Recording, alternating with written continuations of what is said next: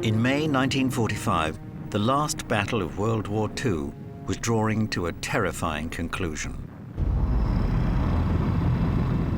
This, the most titanic of all the conflicts, was certainly not about to end with a whimper.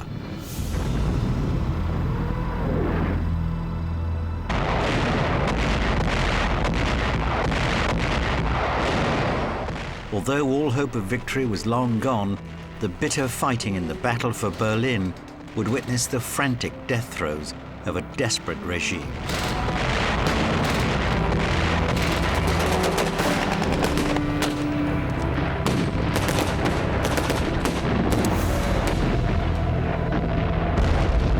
These were the last acts of the greatest war in the history of mankind. This was Hitler's long-promised Gotterdammerung, the twilight of the gods. Those gods would witness the agony of a city sacrificed to make a dramatic exit for one man.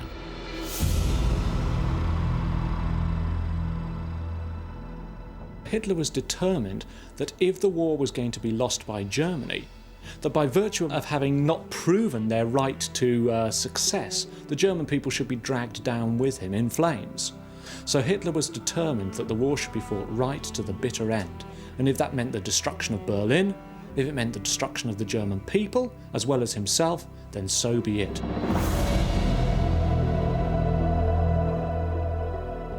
Man schläft gemeinsam, man isst gemeinsam, man ist da draußen in dieser Elendssituation gemeinsam. Man erlebt gemeinsam, dass Aha sich die Kugel gegeben hat, dass er weg ist, der Übervater. Man fühlt sich verlassen, regelrecht verlassen. Er hat uns verlassen. Und was nun?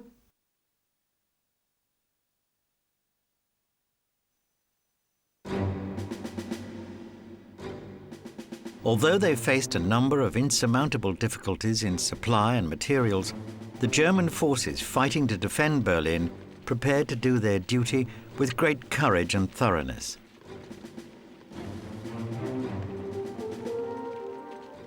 The east side of Berlin was strongly fortified, with 3 separate lines of anti-tank defenses. In the city itself, every street was to be turned into a strong point. Hitler had hoped to turn Berlin into a fortress. Ringed around the city were 3 structures which harked back to the medieval castles of old. These were the Flak towers, 3 huge concrete castles with walls so thick that not even the heaviest artillery shells could penetrate. The first was located just off the Brunnenstrasse in the north of the city and was known as the Humboldt-Thane Tower.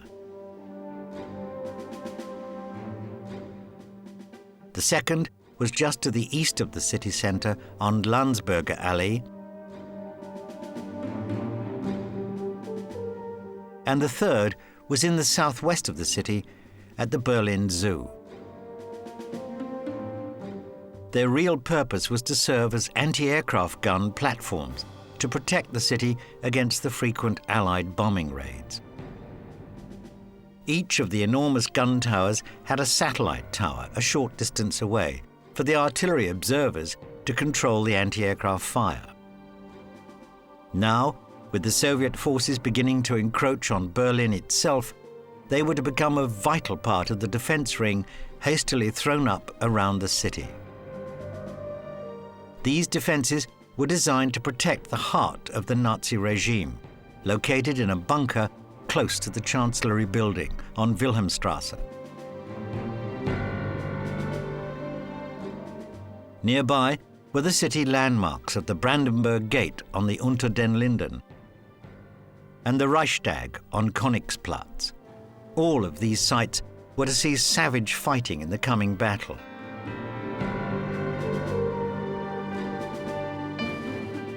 These makeshift defenses would take an enormous toll of casualties from the Soviet forces. It would cost the Red Army 333,000 casualties before they finally clawed their way into the Reichstag.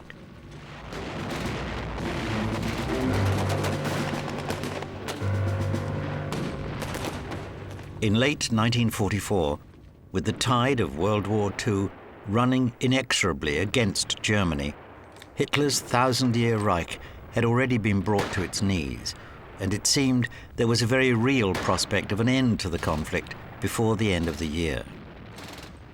Germany in late 1944 had not the slightest prospect of victory.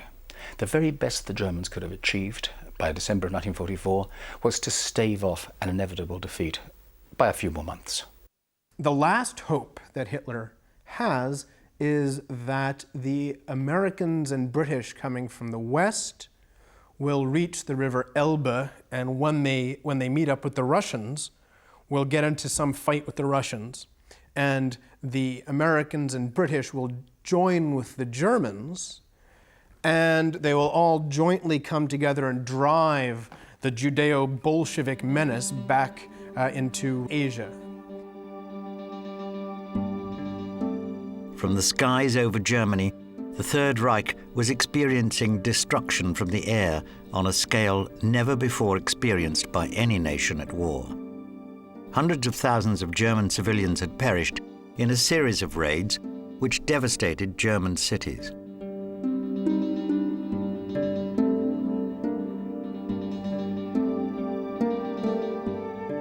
On land, too, the noose around Germany was tightening. In the west, the Allies had at last established the long-awaited Second Front. But it was in the east, in the cauldron of the Russian front, that the events of World War II would be decided.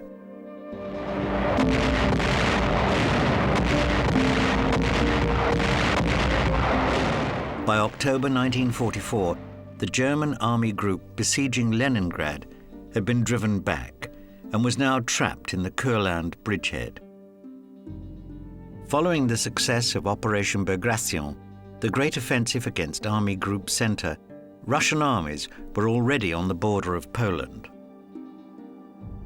In the southern sector, an unremitting pattern of defeat and retreat had seen the German forces driven back from Kharkov to the Balkans. 1944 had been a year of absolute catastrophe for the German armies in the east. Starting at the very beginning of the year, the Soviets embarked on a series of 10 interlinked operational offensives that together drove the Germans back from outside the gates of Leningrad, right inside the Soviet Union, all the way back to within a few hundred miles of Berlin. The situation in 1944 in the east looked catastrophic and was catastrophic. They had lost Army Group Center. Army Group North was breaking up very rapidly. Army Group South was desperately trying to hold onto the remnants of Soviet territory in Ukraine. So the German army was on the run.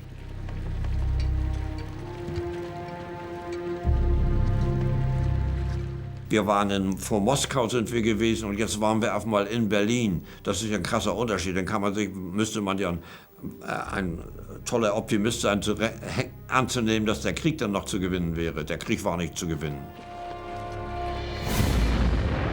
Faced with disaster on this scale, the logical scenario would have been a German capitulation. In fact, the surviving German armies continued to offer dogged resistance to the very last days of the war. By and large, whenever the Soviets attacked, the Germans were able to give them a good thrashing on the tactical level. But the problem is, one, there are a lot more Soviet soldiers, and Stalin is not even close to running out of people. And two, in order to achieve these wonderful tactical victories, the Germans are continually pulling back towards Germany. The effect of the military defeats of 1944 on Hitler were catastrophic.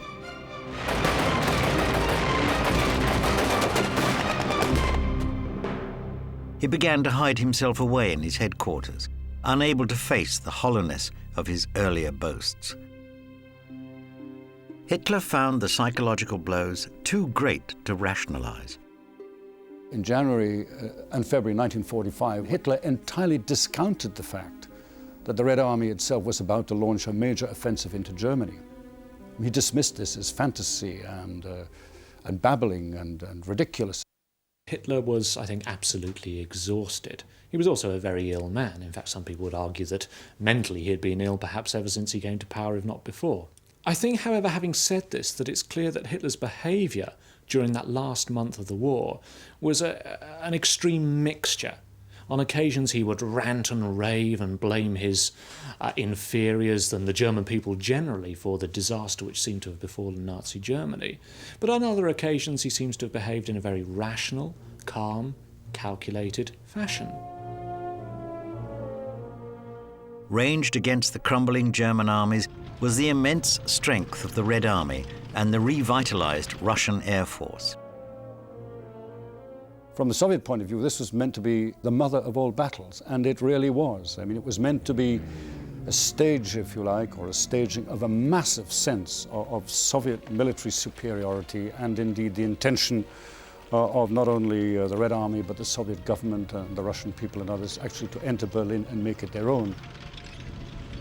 By now, the German army was massively outnumbered, and the best estimates are that they possessed 1 tank for every 16 which the Russians could put into battle. It's been estimated that against the 1 million men Hitler could deploy, some 5 million Russians could be deployed for the Battle of Berlin. While the Western Allies concentrated on the strategic bombing campaign against German cities, the huge Russian bomber force was deployed against military targets.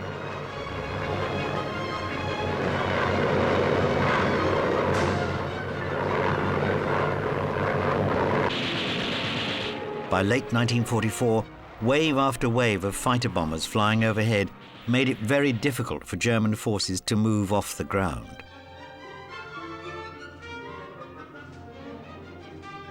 We know something of the number of sorties that the Germans and the Russians were able to put up over Berlin during the battle for Berlin.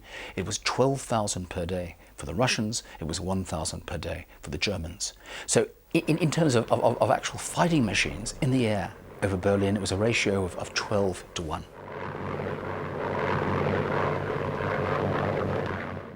The final assault on Germany itself began at the southern end of the front on the 12th of January 1945. When the massed tanks and infantry of the 1st Ukrainian Front under Marshal Konev moved against the German lines. The advance of the 1st Ukrainian Front swept through Poland and saw the Russian armies on the border with Czechoslovakia by the end of March.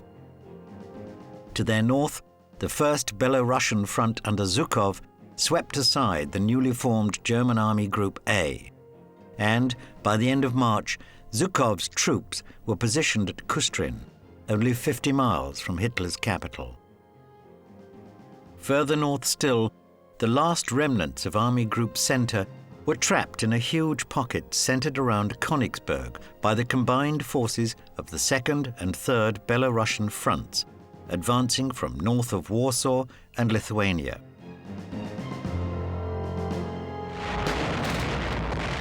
The ragbag of forces fighting under SS Commander Himmler, known as Army Group Vistula, were also thrown back by the advancing Red Army.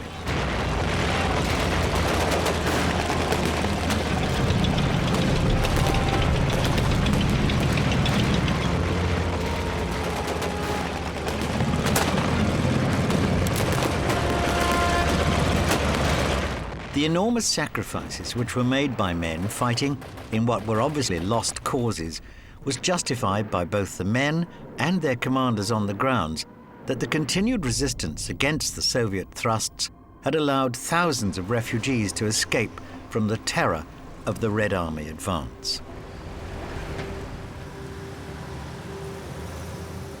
Looked at from the point of view of a German citizen, or even a German soldier in Berlin in, let us say, March, April 1945, when they had seen the scope and scale and size of the Soviet advance through East Prussia, and they had seen what happened to German territories, then I think there was considerable understanding that it was absolutely essential, as far as possible, wherever possible, to hold off the Soviet advance. And that was their motivation.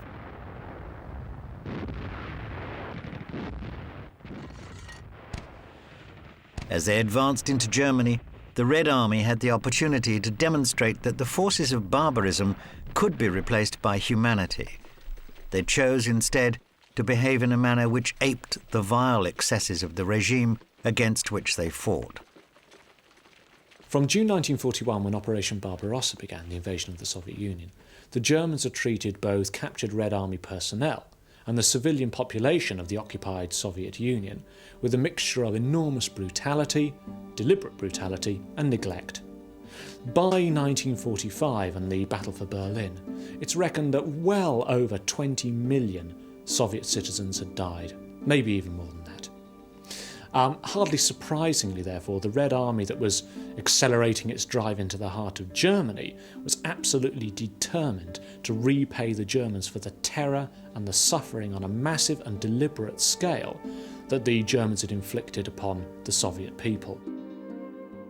Die Zivilbevölkerung im Keller, voll verängstigt, Alte, Frauen und Kinder. Sie verließen nur die Keller, wie in Grosny, um Wasser zu holen, um auch wenigstens ein Mindestmaß an Hygiene herzustellen. Und so war das auch in Deutschland, also auch in Berlin. Kaum was zu essen und ständig unter Angst. Leider hat die Rote Armee den Fehler begangen, tatsächlich das wahrzumachen und die deutschen Frauen zu vergewaltigen. Leider ist es zu diesen Dingen gekommen, die mir nach wie vor unverständlich sind.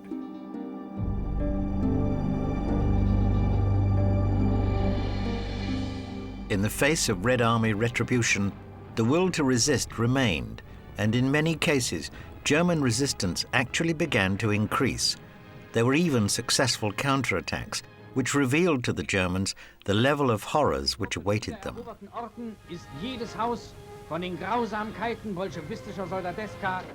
This footage, taken at a town recaptured from the Russians, shows evidence of atrocities committed while the town was briefly in Russian hands. Die Bestialitäten sind zu ungeheuerlich, als dass alles gezeigt werden könnte. All that remained for the ordinary German citizen was to wait for the Red Army to regroup and gather its huge strength for the final assault on Berlin. The grim joke began to do the rounds of the war-torn streets of Berlin.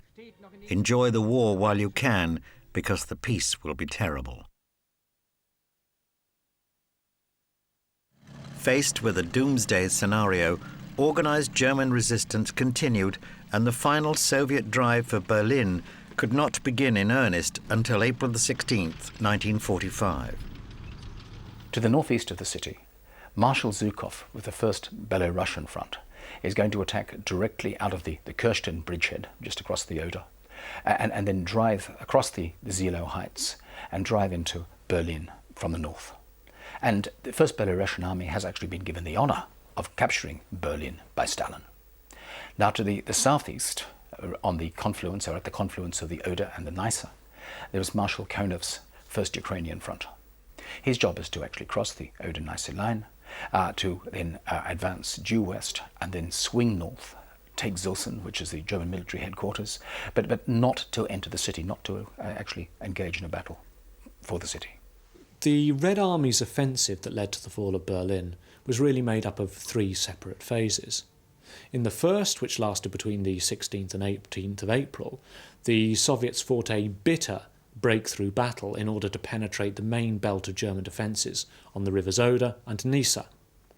After that, however, having broken through, the next or second phase of the operation really consists of deep, armour-spearheaded drives to encircle Berlin, which happens by the 25th of April. And after that, the third phase really involves the physical destruction of the remaining German forces within the city of Berlin itself. Even if they'd wanted to, the Berliners simply could not hoist the white flag and surrender. People forget it was Hitler who was in control in Berlin, and he gave the orders for the defense, and he demanded this, and he demanded that. So the question of the relevance of the defense of Berlin has really got to be decided in those terms. And it was ultimately a battle which was fought virtually to the last bullet and almost to the last gasp. The German forces which were still in the field were determined to fight to the very last. So the closing battles of the war were as hotly contested as anything which had gone before. 55 years on from the events of the battle, Herr Oleg recalls the fighting on the outskirts of Berlin.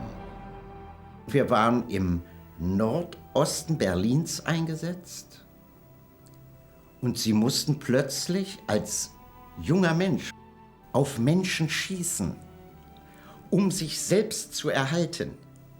Das ist ein Vorgang, den sie bewusst gar nicht erleben. Den erleben sie erst im Nachhinein.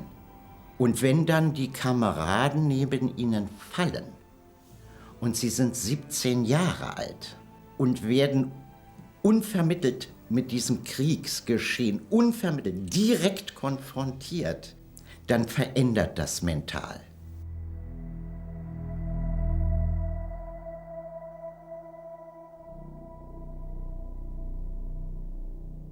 There were still substantial Wehrmacht elements who fought to the bitter end, but they were now augmented by the men of the Volkssturm battalions.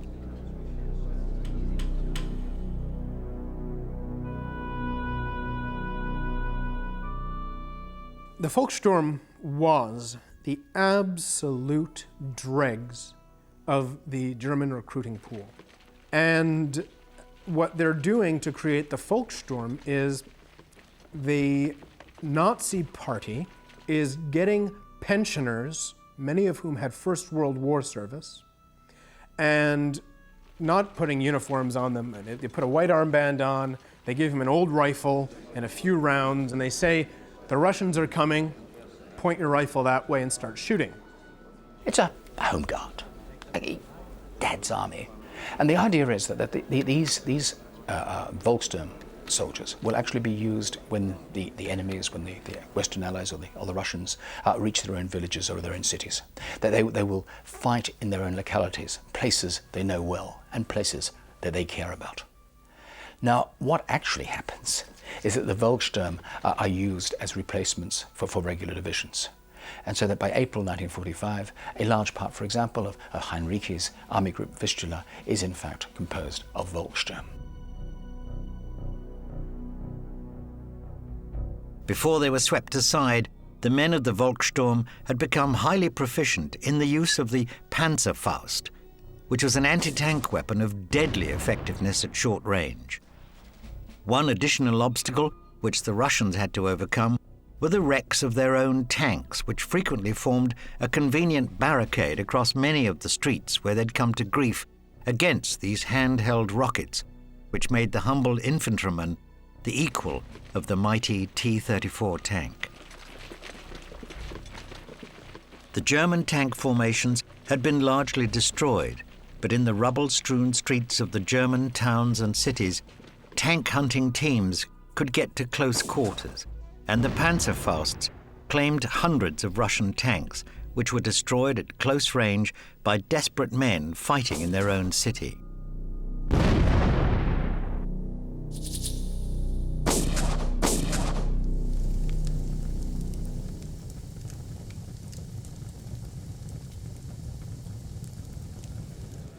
There were other occasions where the Volkssturm proved less than resolute, as Herr Oleg recalls.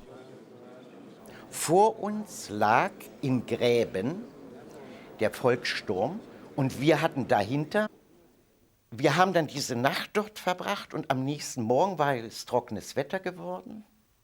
Und dann stellten wir fest, dass die Infanterieeinheiten in Form von Volkssturm verschwunden waren. Dadurch fuhr es uns natürlich maßlos. Und dann kam schon der Befehl, dass wir uns mit unserer Einheit zurückziehen mussten, also in die Stadt selber, weil die Rotarmisten per Panzer und aber vor allen Dingen als Infanterie schon uns umgangen hatten und in die Außenbezirke der Stadt eindrangen. Das hieß, wenn wir uns nicht verlegt hätten, hätten sie uns eingekesselt gehabt. Hitler had by now become mesmerized by the arrows on the situation map in the bunker. Reduced to clutching at straws, he began to believe, once again, that the flags on the map represented real military forces. Hitler, as things get worse, is ordering army groups to do things that the army groups can't do, because it's no longer really an army group. The army group consists, of 6 Boy Scouts and a Swiss Army knife, instead of thousands and thousands of Aryan soldiers with their blonde hair streaming in the breeze as they advance into Russia. And so Hitler starts to issue orders that have no relationship to reality. In particular, Hitler began to believe that Steiner's 11th Army could somehow link up with the surviving German forces north of Berlin and strike a decisive blow against the Russians. In reality, the grand-sounding title of army was illusory. The ragbag of forces at Steiner's disposal could only be described as an army in the deranged mind of Adolf Hitler. In fact, the depleted forces available to the German commanders still fighting on the outskirts of the city had no real prospect of halting the Soviet advance, never mind any question of reversing the tide.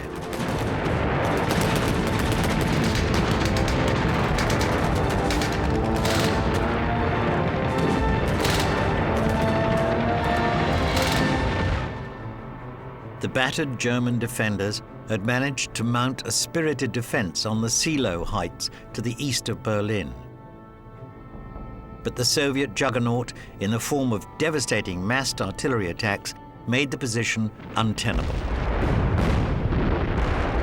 The Seelow heights mark the western limit of the valley or floodplain of the River Oder. On the Seelow heights itself, the Germans had perhaps some of their best military units, specifically the 56th Panzer Corps, which by German standards in 1945 wasn't a badly equipped unit. This was because the main road from Kustrin via Seelow to Berlin ran through this area. So the Germans were keen to try to deny the Soviets the best possible axis for moving towards Berlin quickly. So not surprisingly, the fighting on the Seelow heights, which is a fairly low escarpment, is extremely bitter. What happened is that at 4 o'clock in the morning on the 16th of April 1945, Zhukov's attack went in. 10,000 guns opened up. It was the most concentrated artillery barrage in history. And then the Soviets attacked. Their shock formations went in first. And the Soviets believed that nothing could actually have survived the immense artillery barrage. But very quickly things started going wrong. Tanks bogged down. Troops began floundering around in the mud. And then suddenly, a devastating fire opened up from the heights. And it was a massacre. We're talking about, by midday on the 16th of April, we're talking about 30,000 Soviet casualties piled up in the area between these low sandy ridges and the Oder River. The Soviets do manage to fight their way up the Seelow heights, but they take a lot of losses, it takes a lot of time, and the Soviets end up blaming this on tough German defenders. The reality is that the Seelow heights were hard to take because the Soviets hadn't done their ground analysis in advance. With the last natural obstacle against a Russian advance neutralized, the Soviets could now advance on the city itself. Dann bekamen wir die Meldung, dass sie also anrücken. Und zwar bewusst auf dieser Straße 4 T-34, 2 Sherman und ein Sturmgeschütz. Und dann machte die Straße einen kleinen Knick. Und bevor der erste Panzer diesen Bogen erreichte, wurde er beschossen. Mit dem Ergebnis, dass die Dinge auseinanderfielen. Wir hatten ein Geschütz, die 8841, die eine V0 hatte von 1200 Metersekunde. Es war das Geschütz weltweit, das die höchste Geschwindigkeit hatte, das Geschoss, als es das Rohr verließ. Dann sind diese alle abgeschossen worden. Die Infanterie der Roten Armee, die ja immer auf den Panzern saß, die hatte sich schon verzogen. Die ganze Nacht durchglühten diese Panzer, worin ja Munition war, die dann explodierte.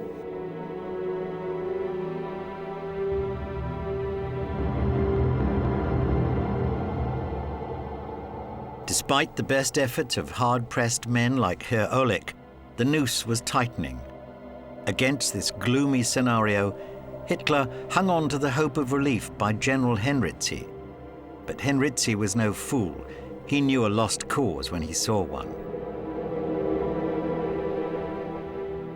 As the commander of Army Group Weichsel or Vistula, Colonel General Gotthard Heinrizi had the responsibility essentially for the defence of Berlin. However, Heinrizi was absolutely determined that if he could possibly help doing so, he would not fight a battle within Berlin itself. Now, Heinrizi had a weak command, but he was very good at his job. The biggest problem he had was he was one of the only senior German officers operating in the Berlin area who actually understood and believed how badly off the Germans were. And he tried very hard to tempt the Soviets not to drive into Berlin, but to go around Berlin in the hopes that when the inevitable defeat came, the city of Berlin and its population might not be as badly damaged as they would be if the Soviets actually fought their way into the center.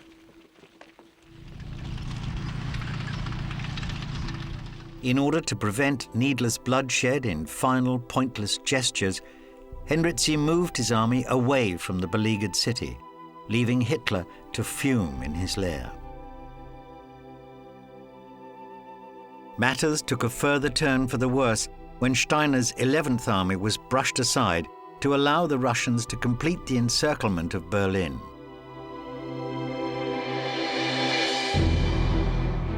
By April the 22nd, Russian troops were fighting on the streets of the German capital. Both sides knew the insanity was surely about to end. But in the unconquered portions of the city, the street warfare raged on as bitterly as ever.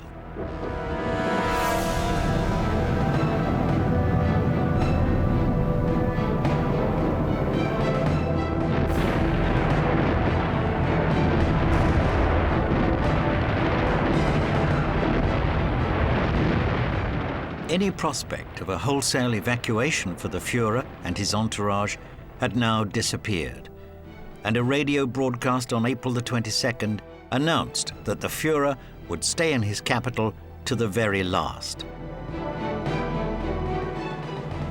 The cumulative effect of years of Allied bombing and the devastation caused by the heavy Russian artillery barrage had created a wilderness of rubble, full of ready-made strongpoints, which naturally favored the defender.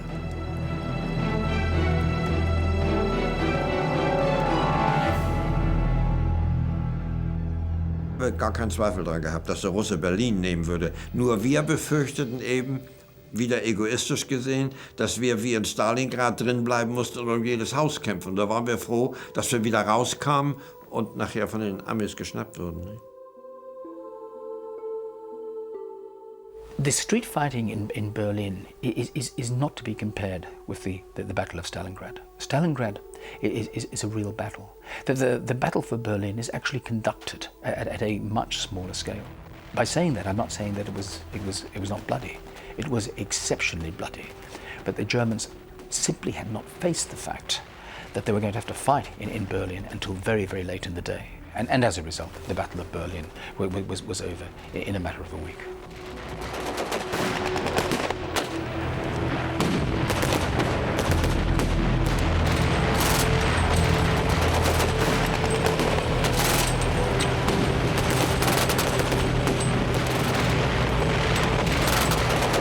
Similarities between Berlin and Stalingrad are that there's a lot of artillery preparation of the battlefield before people go through. And as a result, there is a lot of rubble to fight in, and that makes defense easier. But the Soviets are getting used to fighting through rubble. They fought through rubble at Stalingrad. Chuikov, who was the Soviet commander at Stalingrad, is a Soviet commander in Berlin as well. He knows how to fight through rubble, so it's not a big obstacle to the Soviets as they attack. In addition, in many places the Soviets were able to infiltrate, not just above ground, but also underground, because there was an underground railway system in Berlin.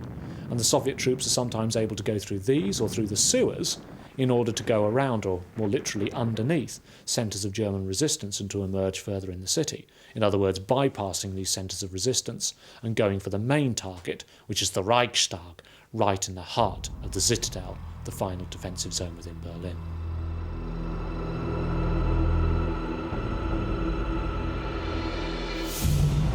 The final Russian assault on Berlin began on April the 26th. It was preceded by very heavy air attacks and, as always, a thunderous artillery barrage.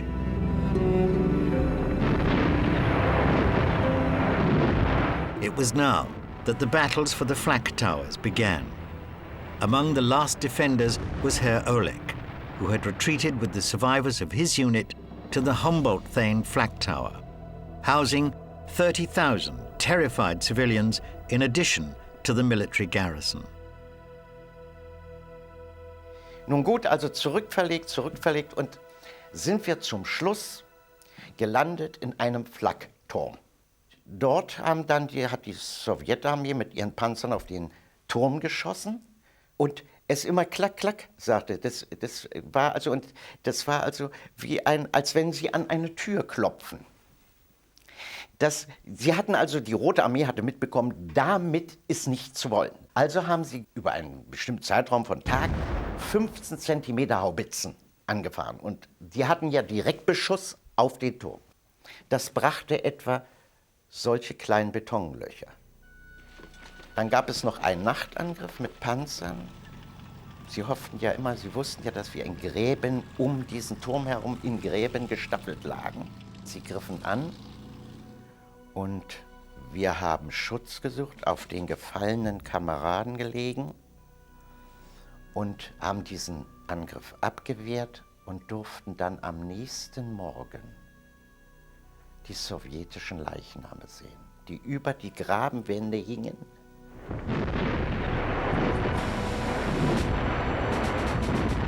While Herr Oleg and his colleagues were fighting their desperate battles, Hitler remained in his bunker. On the night of April the 28th, with the Russian forces grinding ever closer to his headquarters, Hitler married his mistress, Eva Braun. After the wedding meal, he retired to write his last will and testament. He defiantly reaffirmed his belief in Lebensraum and indulged in one last vitriolic attack on the Jewish race. On April the 28th, his morale plunges because news comes from Italy that Mussolini and his mistress, Clara Petacci, have been arrested. And then even worse news comes, that they have been strung up, upside down, murdered in a Milan square.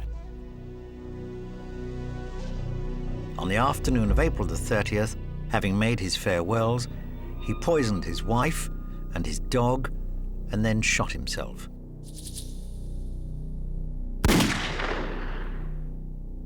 Hitler was really worried that if he was captured by the Soviets, or indeed by his own people, they would hang him up from a meat hook.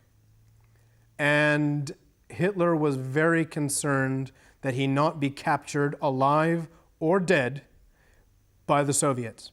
So is Hitler remotely interested in going out and standing beside his people and dying beside them like a German? Not at all.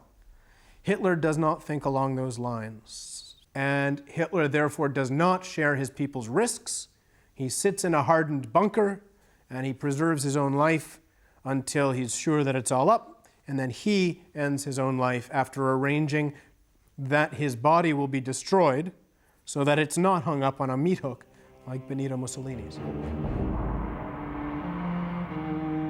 Als wir hörten, der Führer und Reichskanzler Adolf Hitler ist an vorderster Front fürs Vaterland gefallen, da haben wir gesagt, Gott sei Dank, der Krieg ist zu Ende. Das war unser Impuls. Wir haben das nicht bedauert, dass er nun nicht mehr lebte. Wir wussten ja nicht, ob er sich das Leben genommen hatte, aber ich konnte mir nicht vorstellen, dass er gekämpft hat. Aber wir waren eigentlich erleichtert. Man wusste ja eigentlich seit Wochen schon, dass der Krieg nicht mehr zu retten war. Und dann will man ja lieber heil rauskommen, als noch zum Schluss noch ums Leben zu kommen.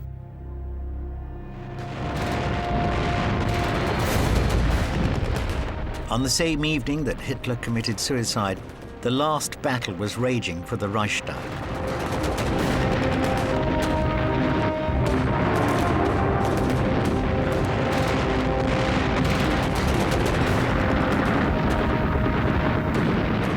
The indomitable defenders had bricked up the windows and doors and now made a desperate last stand which had to be overcome room by room.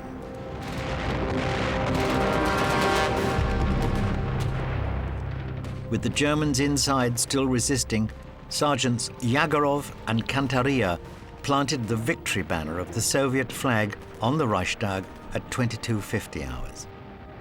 It symbolized the triumph of the Soviet Union over Nazi Germany, but it still remained a symbolic act.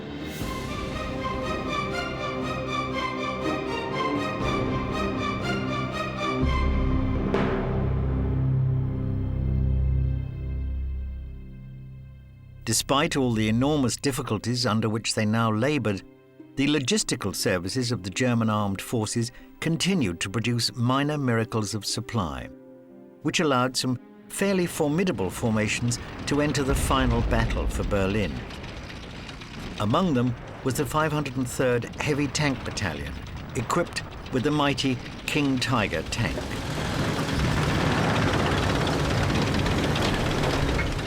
These impressive machines fought alongside the 11th SS Division, Nordland, and even more remarkably, alongside a battalion of French volunteers, which had formed a part of the Charlemagne Division. On April the 25th, there were still 300 men available for combat in the French Volunteer Battalion. Together, these two formations played a key role in the defense of the government buildings in the center of Berlin. In many respects, the Frenchmen had nothing to lose, and there was even less at stake for their German masters. Non-German units made up a tiny minority of the defenders of Berlin. There were perhaps 3,000 or 4,000 of them, mainly Norwegians, Danes, a few hundred Latvians, and a few hundred Frenchmen. These were almost entirely members of the Waffen-SS. However, although they only made up perhaps 3 or 4% of Berlin's defending strength, they had a disproportionate role in the defence of that city. Because they tended to be in elite, regular units, they were well equipped and they were ideologically committed. So they fight extremely hard during the battle for Berlin, not least because, of course, they're well aware that should they be captured, their fate is likely to be much the same as that they will meet if they go down fighting in armed combat. These are people who believe that if they surrender, they'll be repatriated to their homelands and tried as war criminals. So these guys have got to fight on to the bitter end. It is ironic then that Berlin, the old Prussian capital, the capital of the German thousand-year Reich, is in the end defended most effectively by non-Germans. The SS in particular knew that they could expect no mercy from the Red Army, which had long since adopted the practice of shooting SS prisoners out of hand.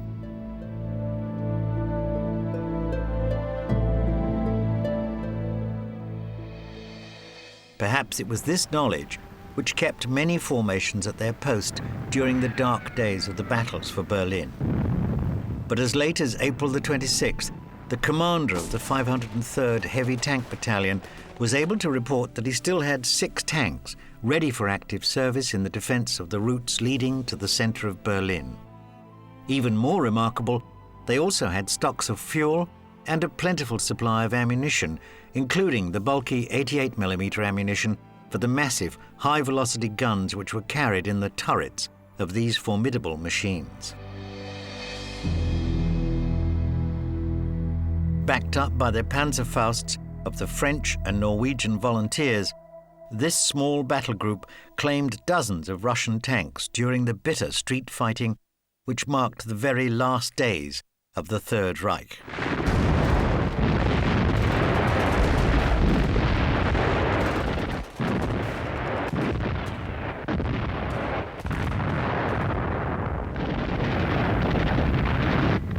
Incredibly, even the backup and repair services of the remaining German tank battalions continued to function.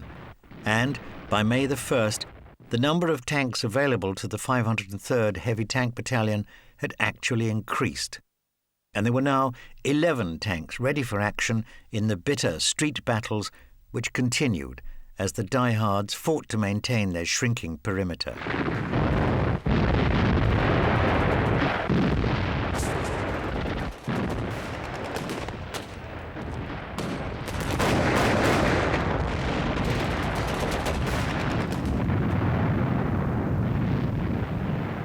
In his memoirs, Marshal Konev admitted that the Soviet army had lost 800 tanks in the fighting for Berlin. In many respects, this last nut was the toughest that the Red Army had to crack.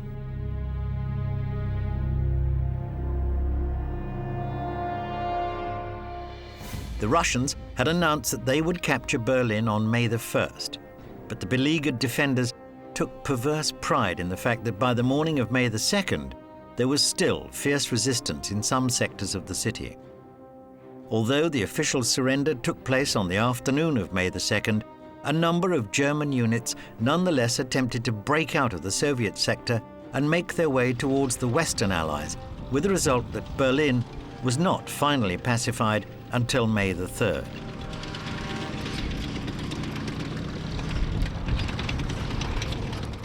After the surrender, the city authorities estimated that there were something like 90,000 instances of rape which occurred in the last few days before the surrender of the city. For the ordinary citizens of Berlin, there could be no prospect of relief. Although military discipline would soon be restored, it was obvious that one barbarous and inhumane regime had been swapped for another. As the Red Army approaches Berlin, an order comes out to stop raping and murdering and looting because the Soviets have decided that they want to occupy this part of Germany after the war, and they don't want the Germans in Eastern Germany to have a big hate-on for the Soviets. But you can't just switch off that level of hatred and aggression.